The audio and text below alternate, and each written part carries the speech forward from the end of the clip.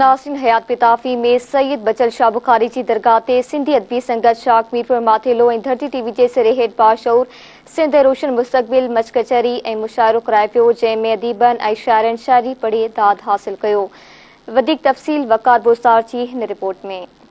एकता जे ॾींहुं वेझो ईंदे ई दरगाह बचल शाह ते धरती टीवी जी उनवान हेठि बाशूर सिंध रोशन मुस्तक़बिल जे सिर हेठि प्रोग्राम मच कचहरी जो रखियो वियो। हुन हवाले सां अॻवाननि धरती टीवी न्यूज़ सां ॻाल्हाईंदे चयो त हीअ असांजा सक़ाफ़ती प्रोग्राम जेके आहिनि हर साल थींदा रहंदा आहिनि ऐं हे अॼु बि जेको हीउ प्रोग्राम थी रहियो आहे धरती चैनल जे तरफ़ां, धरती टीवी जे तरफ़ां तमामु बहितरीनु प्रोग्राम आहे। असीं अॼु बचल शाह दरगाह ते धरती टीवीअ जे सॾ ते हीउ प्रोग्राम मुनक़िद कयो आहे।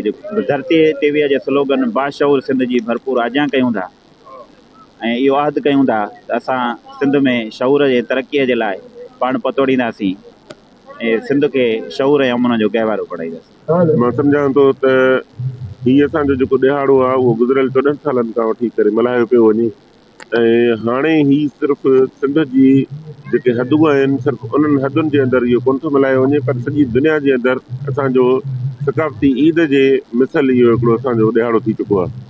अचो त एकता ॾींहुं मल्हायूं, अजरक टोपी पटका पायूं। अचो त एकता ॾींहुं मल्हायूं, सचल सामी भेज भिटाई प्यार अमुन जा नगमा ॻायूं। अचो त एकता ॾींहुं मल्हायूं।